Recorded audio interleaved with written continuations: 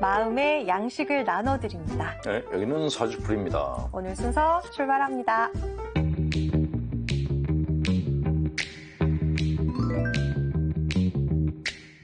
함께 복음서를 꺼내 읽으면 더 재밌는 시간입니다. 세상의 교리입니다. 자, 오늘도 지난 시간에 이어서 역시 마테오 복음서를 함께 하겠습니다. 오늘 소개해 주실 구절은요. 마테오 복음서 10장 26절부터 31절까지의 말씀입니다. 그러니 너희는 그들을 두려워하지 말라. 숨겨진 것은 드러나기 마련이고 감춰진 것은 알려지기 마련이다. 내가 너희에게 어두운 데서 말하는 것을 너희는 밝은 데서 말하라. 그리고 육신은 죽여도 영혼은 죽이지 못하는 자들 두려워하지 말라라고 얘기를 하셨습니다. 신부님, 예수님께서 박해 이야기를 하시는데 두려워하지 말라고 이야기를 하셨어요. 어떻게 일단은 박해하는 사람들이 누군가 하는 것이 중요하죠. 네. 우리 교회 역사에도 이제 박해받은 분들이 많은데 왜 박해를 했을까? 박해를 하는 이유가 있거든요. 왜요? 일본도 그렇고 우리나라도 그렇고 그 지역의 기득권자들이 자기들의 기득권에 뭔가 손실이 올 것 같다 그러면 무조건 박해를 했던 거예요. 그러니까 명목은 종교인데 실상은 그게 아니라 그 자기들이 갖고 있는 소유분에 대한 집착 때문에 박해를 한 경우가 많죠. 네. 또 그 순교자들, 우리나라 순교자들 같은 경우에는 최양업 신부님 같은 경우에는 평등 사상을 주장했던 분이에요. 굉장히 진보적인 지식인이었던 것이 최양업 신부님이거든요. 그 당시에 양반 계급이 있고 그 양반 계급들이 모든 걸 다 소유하고 그런 시스템을 오랫동안 유지해 왔는데 서양 문물을 배운 최양업이라는 천주교 신부가 갑자기 그런 사회 구조가 모순이다라고 얘기를 했던 거예요. 양반인데. 그렇죠. 어쨌건 당대에 그 박해받는 사람들을 보면 되게 다 자기 안전만을 생각한다면 다 입을 다물고 살잖아요. 그런데 그렇죠. 박해받는 사람들의 공통점이 내 개인의 안위보다 공동체 안위를 갖다가 생각했던 사람들이에요. 그래서 바른 말을 했다가 박해를 받는 경우가 거의 대부분이었다라는 거죠. 근데 박해받는 사람들이 어떻게 두려워하지 말라고 어떻게 두렵지 않아요? 이 두려움이라는 게 참 묘한 감정인데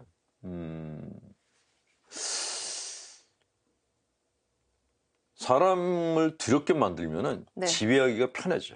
국가 폭력을 정당화시켜 주는 것이 두려움이에요.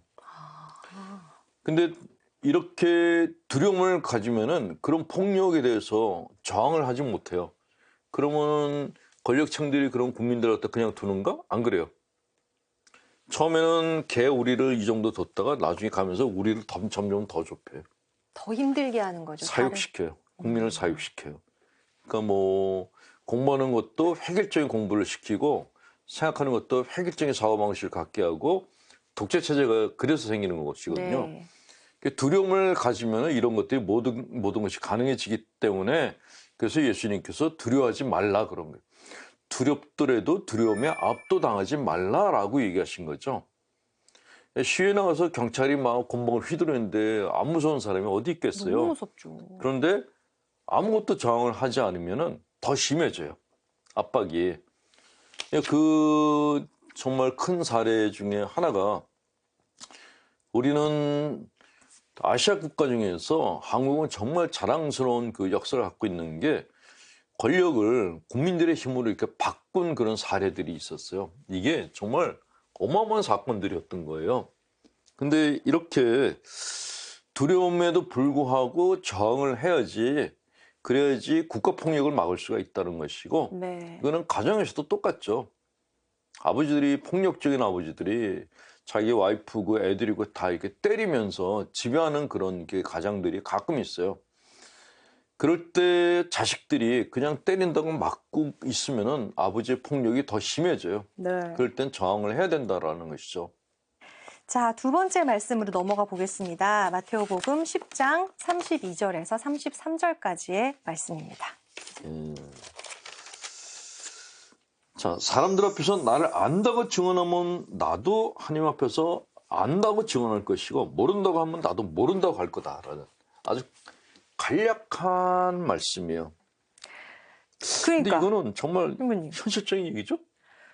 그러니까 사람들 앞에서 예수 알아 그러면 음. 압니다. 하면은 하느님 앞에 가셔가지고 나쟤 알아. 알아요 하실 테고 예수가 누굽니까? 이러면은 몰라요. 이러신다는 거잖아요. 근데 이게 네. 지금 빛나 자매님이 이제 얘기한 것 같은 식으로 해석을 해서 네. 초대교회 때는 배교를 굉장히 큰 죄로 여겼어요. 아, 그러니까 성당에 안 나오면 네. 대역죄인. 그렇죠. 그래서 한참 쉬다가 나온 사람들은 성지순례를 보냈어요. 어디로요? 이스라엘. 이스라엘로. 가다가 죽어요. 큰 벌이었던 거예요, 그게. 아. 그러니까 배교에 떠오는 사람들은 성당 안에 들어오지도 못하고 마당에서 있게 하고 그렇게 엄하게 다뤘었는데 그때 사고방식이 뭐냐면은 예수님을 받아들였냐 안 받아들였냐 이걸로 이제 판단을 했는데 근데 그런 식으로 예수님 말씀을 해석하는 것은 무리가 있고 네. 그러니까 성당이나 교회에 다니냐 안 다니냐의 문제가 아니고 네. 주님을 안다라고 하는 것은 주님의 뜻을 인정하고 받아들였냐 안 받아들였냐라는 것이죠. 아, 인정하고. 그렇죠. 주님의 뜻이 옳다. 네. 그렇게 사는 것이 맞다라고 했느냐 안 했느냐가 중요하다는 거예요. 성당은 다니는데 범죄 행위를 저지른다면 그거는 아닌 거죠. 그건 정말 아닌 거죠. 영세받았다고 뭐 예수님을 안다고 볼 수 있나요? 아니죠. 예수님의 뜻대로 살아야지 진짜 신자인 것이죠. 그래서 주님의 뜻대로 주님께서 원하시는 게 뭡니까? 그게 오병이어의 기적에서 이렇게 예수님 네. 보이셨잖아요. 그러니까 물고기 2마리, 뭐 빵 5개. 떡 5개, 그렇죠. 빵 5개 가지고서 많은 사람이 같이 먹게 했다 그러잖아요. 근데 그건 사실 기적이 일어나서 그렇게 했다라고 해석하는 사람들도 있는데 또 다른 쪽에서는 이렇게 해석을 해요. 사람들이 다 내가 먹을 거 갖고 왔는데 사람이 너무 많아. 근데 우리끼리 먹기는 좀 그래. 좀 그래. 그러면 안 내놓죠. 근데 다 막 서로 막 내놔. 근데 어떤 사람이 자기가 갖고 있는 걸 그냥 내놨어. 사람들 다 주세요. 그러면 그 예수님이 그걸 보고 이 사람이 이걸 내놨어라고 그랬어요. 그럼 딴 사람이 다 부끄러운 거예요. 십시일반 내놔야죠 이제. 그래서 가진 걸 내놓고 그를 거기 있는 사람들이 다 같이 나눠 먹었다. 수도회가 네. 가난한 삶을 살고 있는 것도 바로 그 오병이어의 기적을 실현하기 위해서 가난한 삶을 사는 것이거든요.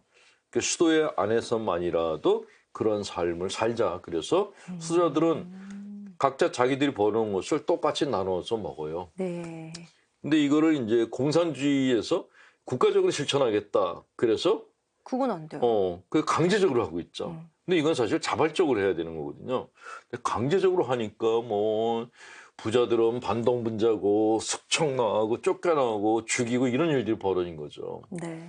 그러니까 가톨릭과 공산주의는 얼핏 보면 비슷한데 그 내적인 걸 열어보면 정반대다라는 얘기가 그래서 나오고 네. 그래서 바깥 사회에서는 어떤 분들은 가톨릭이 공산주의 따라하는 거 아니냐 그러는데 그건 아니고 사실은 공산주의가 가톨릭 시스템을 모방한 게 그게 맞고 그리고 가톨릭 교회는 공산주의하고 항상 대립각을 이루고 있어요. 그렇죠. 그러니까 공산 독재에 대해서 항상 이렇게 저항하고 그랬던 역사를 갖고 있어요.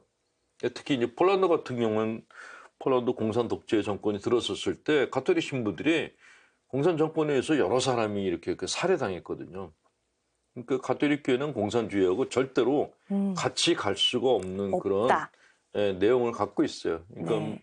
많은 분들이 뭐 이렇게 어떤 분들은 그 주교나 신부들이 다 좌파들 아니냐 그러는데 너네 빨갱이지 막 이런. 천만의 말씀, 천만의 말씀, 말씀이고, 만만의 콩떡입니다. 가톨릭 사제단은 반공산주의자들의 다. 네. 그거는 정확하게 알고 계실 필요가 있고, 네. 단지 이제 우리가 이렇게 비판하는 것은 예수님이 오병이어 사건을 일으킨 것처럼 함께 나눠 먹어서 배고픈 자가 없게 해야 되는데, 배고픈 자가 생기는 시스템에 대해서 지적을 하는 거죠.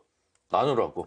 그것뿐이에요. 네. 그 이상도 그 이하도 아니에요. 아닙니다. 네. 진정한 공동체 의식을 그렇죠. 그렇죠. 말씀해 주신 거예요. 그러니까 주님을 모른다고 한다는 건 뭐냐 네. 하면은 이렇게 얘기하는 사람들이 있어요. 가난한 사람들은 다 그 지 팔자다. 능력이 없어 가난한 거다라고 얘기를 하는데 그 심지어는 가난은 그냥 자기가 타고난 운명이다. 인도의 카스트 제도 같은 게 있잖아요.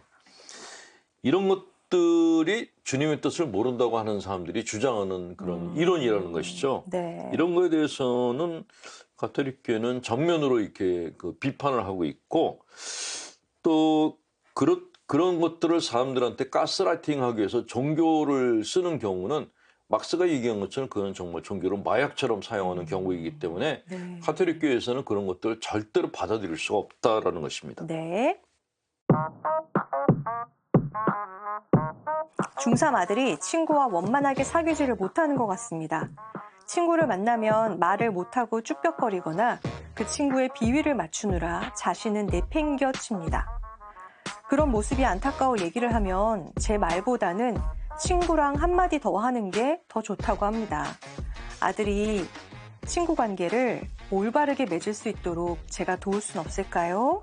라고 이건 보내주셨어요. 친구 관계가 아니네요. 약간 주종 관계 같죠? 주종 관계죠.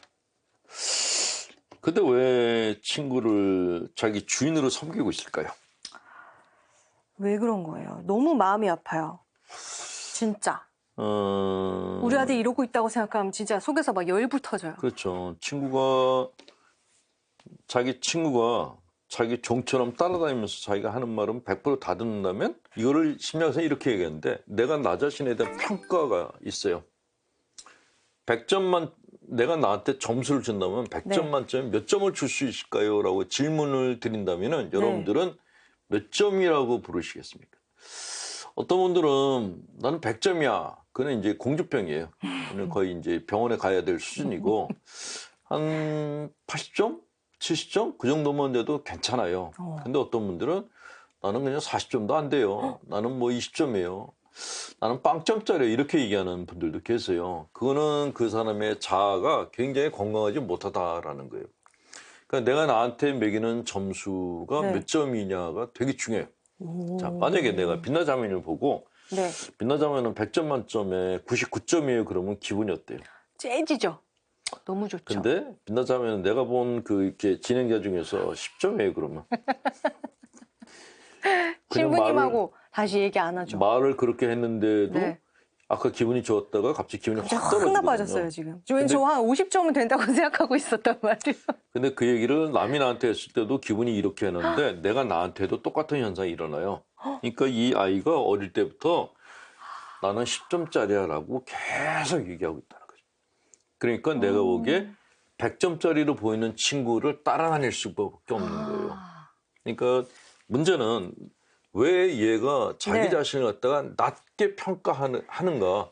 이게 이 버릇이 왜 생겼을까. 이거를 찾아내는 것이 중요하다는 것이죠. 어떻게 도와줘요? 엄마나 아빠 입장이라면 너무 엄마 마음 아빠는 아픈데. 안 되고 청소년 심리 상담가에게 일단은 상담을 받고 네. 그리고 우리 아들을 좋아해 주는 친구들을 좀 많이 아들이 예, 그러니까 나를 그대로 봐주는 사람이 있으면 제일 좋은데 네. 근데 이렇게 너무 자기를 낮추면은 오히려 사람들이 옆에 안 와요. 부담스러워서. 요즘은 사실 물론 겸손하게 자신을 낮추는 친구들도 물론 있지만 자신을 드러내는 세대잖아요, 사실은. 그렇잖아요. 요즘은 더더욱 그렇잖아요. 근데 너무 드러내는 것도 안 좋지만 너무 자기를 낮추는 것도 안 좋아요. 이게 적정선을 가야 되는데 네, 아드님 같은 경우는 너무 자기를 낮추고 있어서 이거는 부모님이 어떻게 할 수 있는 게 아니고 네.